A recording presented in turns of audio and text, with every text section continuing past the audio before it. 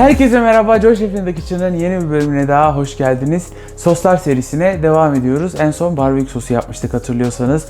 Bugün ise müthiş bir hardal yapacağız. Hardal bu sosların arasında, belki bütün sosların arasında en eski olanı. Çünkü hardal tohumunun tarihi ta milattan öncelere kadar dayanıyor. Cilalı taş devrinde bulunmuş ilk olarak hardal çiçeği ve hardal tohumu, hatta 8000 ila 5000 yılları arasında, milattan önceden bahsediyorum, Sümerler bunu kullanmaya başlamışlar.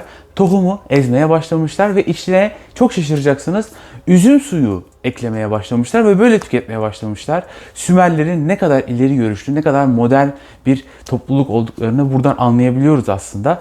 Daha sonra ne olmuş? Bunu Mısırlılar almış. Mısırlılar tüketmeye başlamışlar ama bunu yemeklerde kullanmaya başlamışlar ve daha sonra da Hindistan'a geçmiş. Bugün günümüzde Hindistan çok fazla kullanıyor bu hardal tohumunu. Mısır'da ne olmuş? Tutankamon'un mezarında bile hardal tohumu bulunmuş. Bu da bunu kanıtlıyor, destekliyor. İlginç bir bilgi bu da.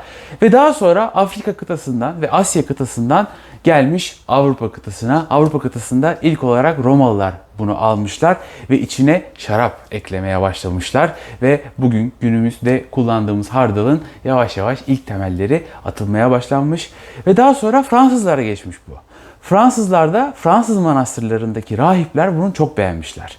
Ne yapmışlar? Bunu hem tüketmeye hem üretip satmaya başlamışlar. 9. yüzyıldan bahsediyorum. Bu esnada Vatikan'da Papa 12. John bu hardalı çok beğenmiş ve sırf hardal yapmaları için Vatikan'da bir pozisyon açmış ve bu pozisyonun başına da Dijon'dan yeğenini getirmiş. Hatta günümüzde bile Vatikan'da sırf bu hardalın ilk tarifini korumaları için görevlendirilmiş olan belli başlı pozisyonlar var. Bunlar hala günümüzde mevcut. Çok enteresan bir bilgi bu bence. Ve daha sonra Maurice Gray ve Antoine Poupon adında iki Fransız ortaklaşa bir şirket açıyorlar. Gray Poupon adında ve kendi hardallarını satmaya başlıyorlar. Dijon'da yapıyorlar bunu 1770 yılında ve daha sonra yavaş yavaş hardal bütün dünyaya yayılmaya başlıyor. Hatta bugün bile Dijon'a giderseniz Gray Poupon mağazasını ziyaret etme şansına sahip olabilirsiniz. Gördüğünüz gibi çok eski bir tarihi var hardalın. Bugün sıfırdan hardal nasıl yapılır onu göstermeye çalışacağız. Malzemelerimiz önümüzde hazır. Hazırsanız videomuz başlıyor.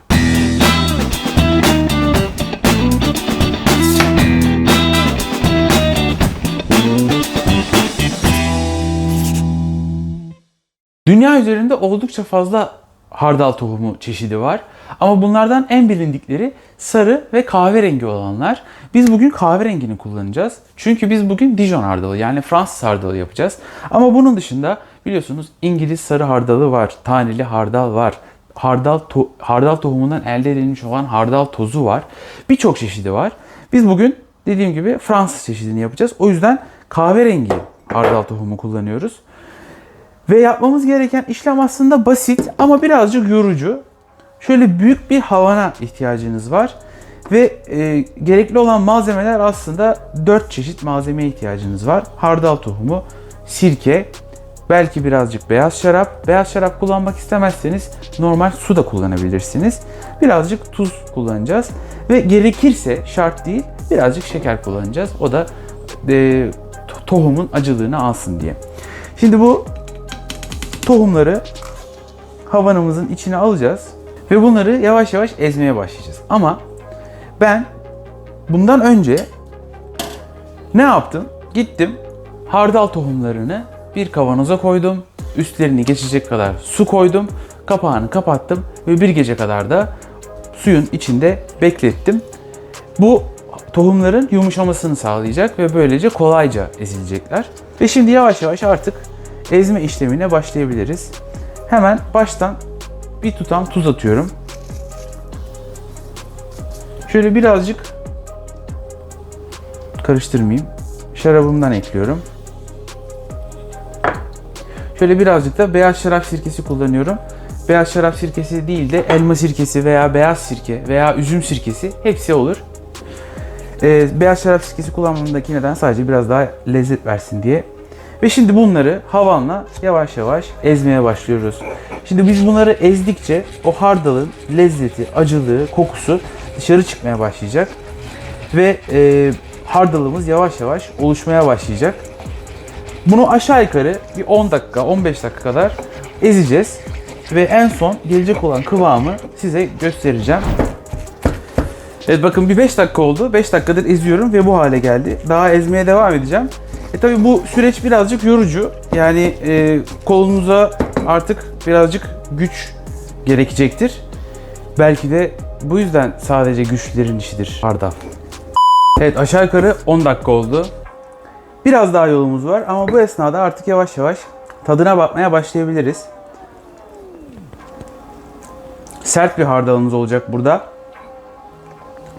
Özellikle böyle yakan, wasabi gibi burnunuzu yakan bir hardalımız olacak. Burada amaç tuzu, şekeri, sirke oranını dengelemek. Şimdi burada biraz daha tuz istiyor. Biraz daha tuz atacağım. O acılık geliyor hardal tohumundan. O yüzden bir tutam şeker atıyorum.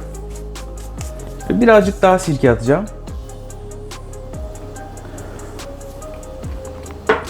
Zaten hardalın şöyle bir olayı var. Hardalı yapar yapmaz tüketemezsiniz. Çünkü o bütün lezzetlerin oturması lazım. Bunu yaptıktan sonra dolaba kaldıracağız ve 3-4 gün kadar orada bekleteceğiz ki o bütün lezzetler otursun. Şu anda farklı bir tadı var çünkü. Önemli olan tuzunu, sirkesini, şekerini iyi dengelemek.